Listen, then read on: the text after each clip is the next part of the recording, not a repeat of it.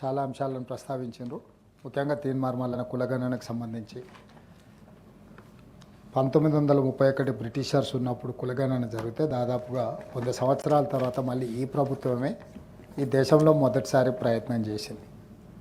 మొదటి విడత చేసిన ప్రయత్నం ఇంకా కొంతమంది నమోదు చేయించుకోలేదు. మొదటి విడత చేసిన ప్రయత్నంలో 96.9% ఇందులో పాల్గొంటే 3.1% పాల్గొనలేదని రెండో విడత కూడా అవకాశం ఇచ్చి చేసినాం.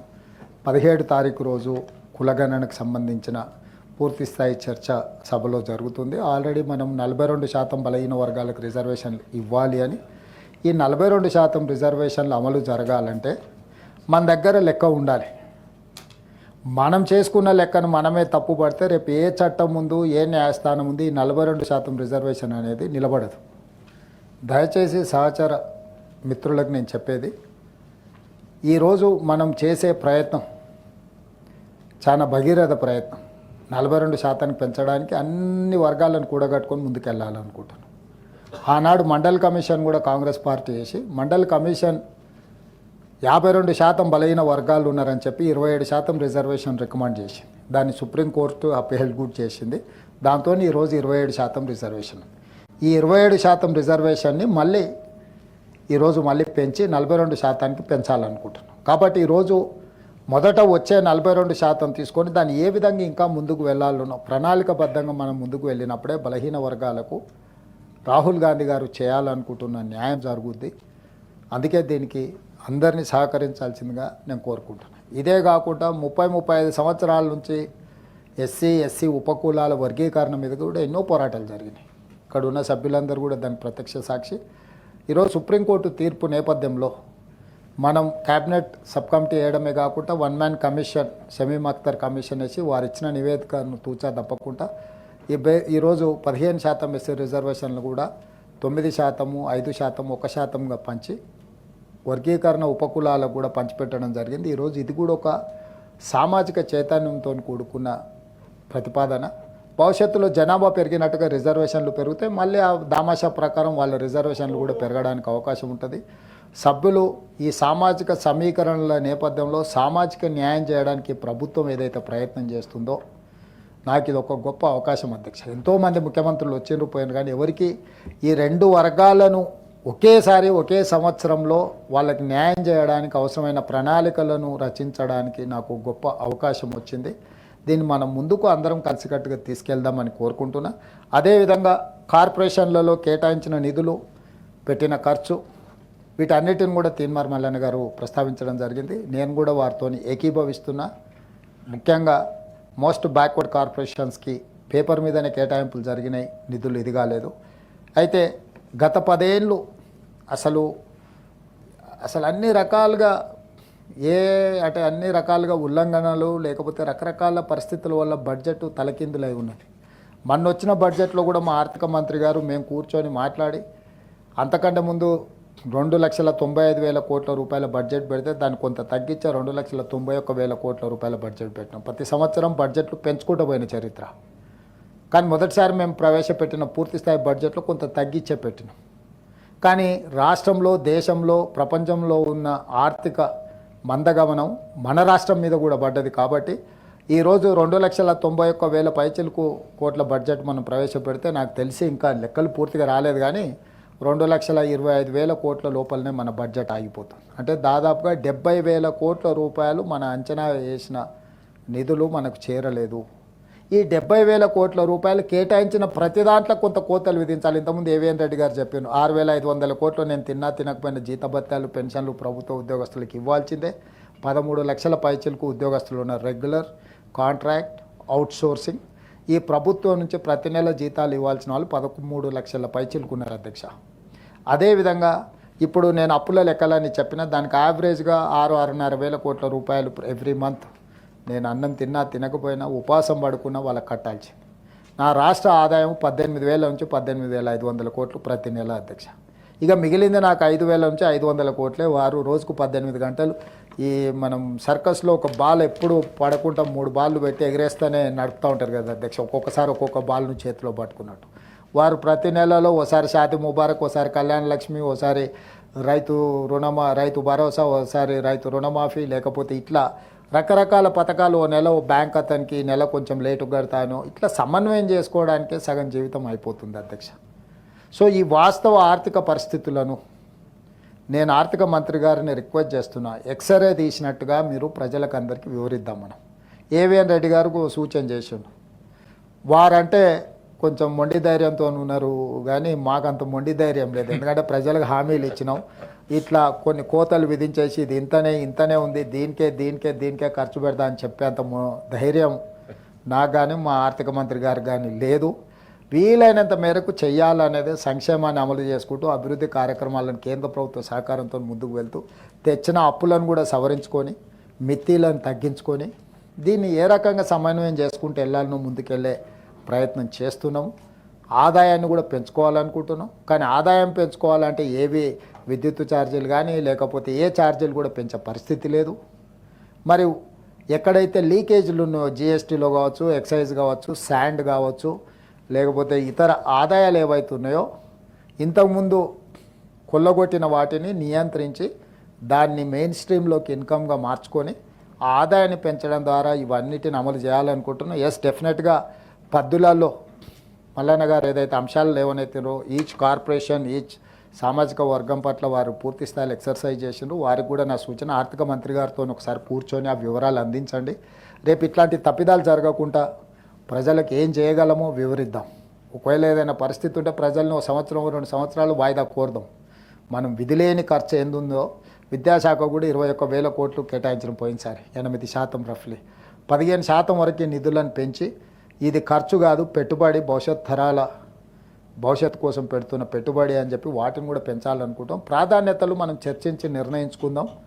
మేము స్పష్టంగా మీ అందరి ముందరనే పెట్టి మీ ఆలోచన తీసుకుంటాం. అదేవిధంగా ఆనాడు దామోదర రాజనరసింహ గారు, బట్టి విక్రమార్క గారు ఆనాడు ఎస్సీ ఎస్టీ సప్లాయిని తీసుకొచ్చారు, చట్టాన్ని చేసి చట్టబద్ధత కల్పించారు. కాబట్టి ఈరోజు ఆ వర్గాలకు న్యాయం జరుగుతుంది.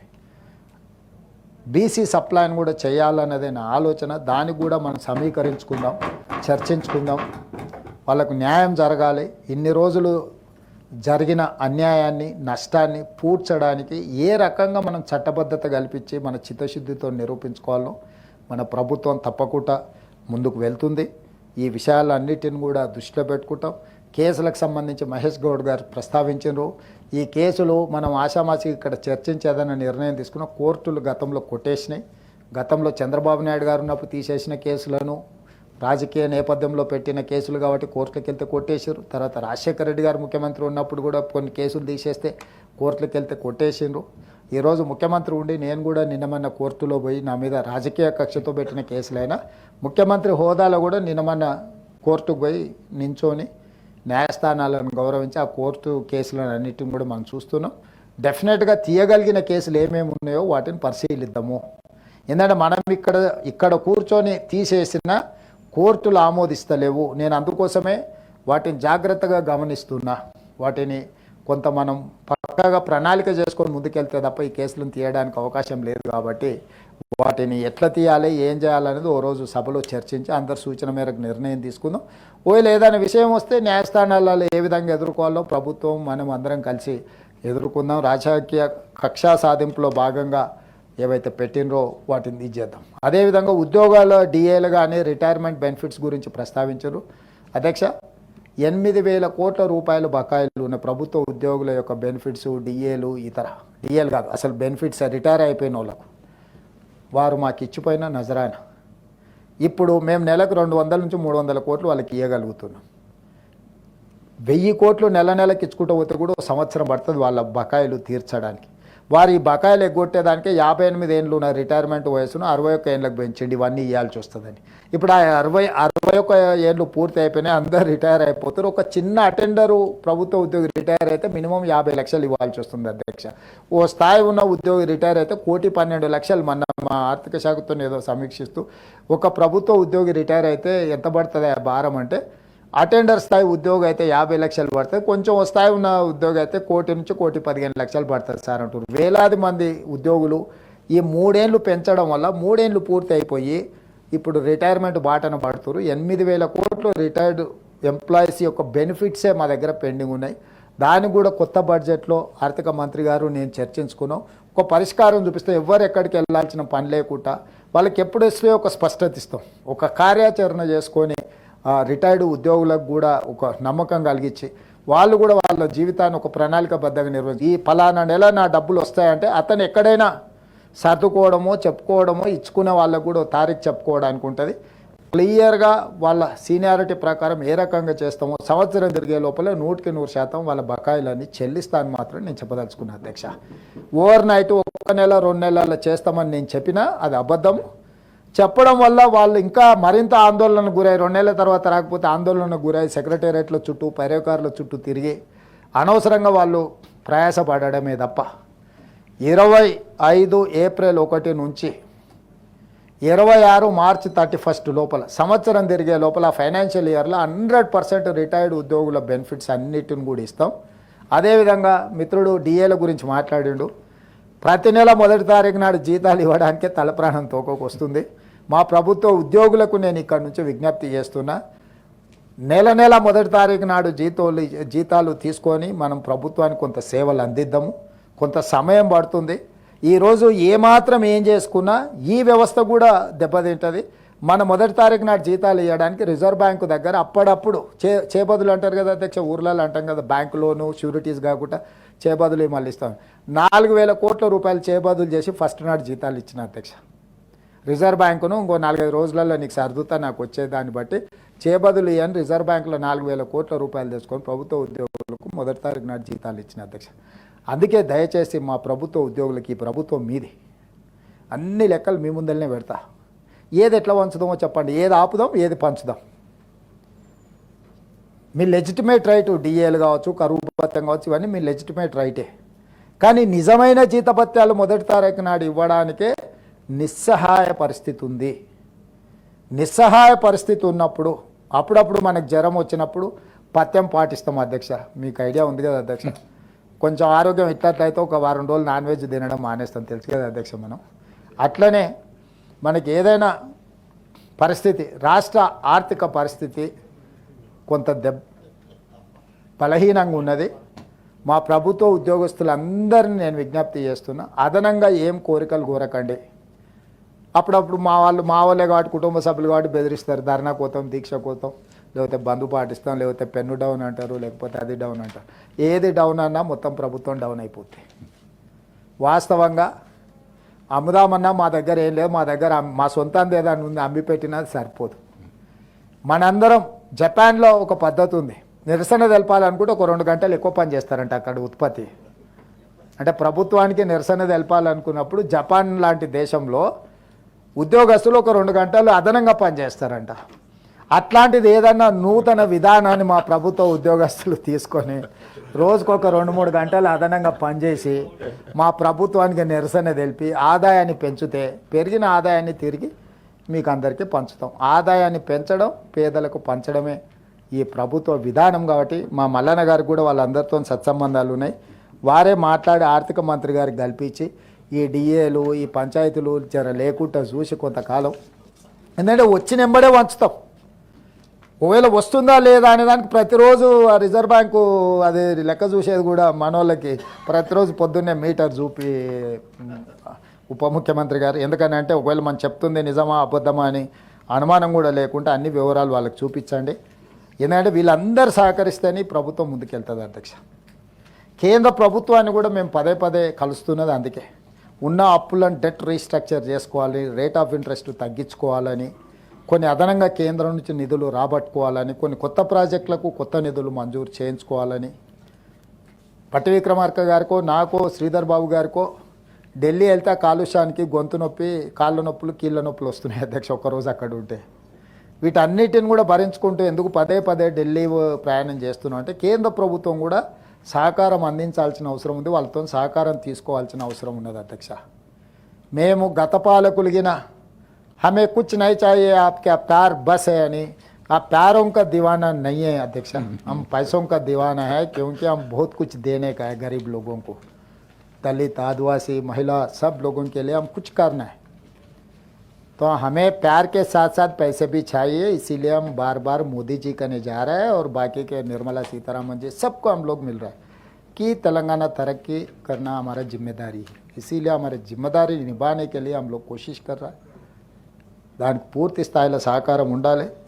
గవర్నర్ గారు వ్యవస్థలతోని మేము ఒక సత్సంబంధాలను పెట్టుకున్నాం. అటు న్యాయ వ్యవస్థ పట్ల, గవర్నర్ వ్యవస్థ పట్ల, కేంద్ర ప్రభుత్వం పట్ల, ఎన్నికల అధికారుల పట్ల, ఒక రాష్ట్ర ప్రభుత్వానికి సంస్థలతోని ఒక సత్సంబంధాలను ఏర్పరచుకొని ఒక మంచి పరిపాలన, గుడ్ గవర్నెన్స్ ఇవ్వాలనుకుంటున్నాం. ఈరోజు గవర్నర్ గారి ప్రసంగంలో చాలా విషయాలు మంత్రివర్గ ఆమోదం మేరకు ప్రస్తావించారు. ఈ సభలో కూడా అర్థవంతమైన చర్చ జరిగింది.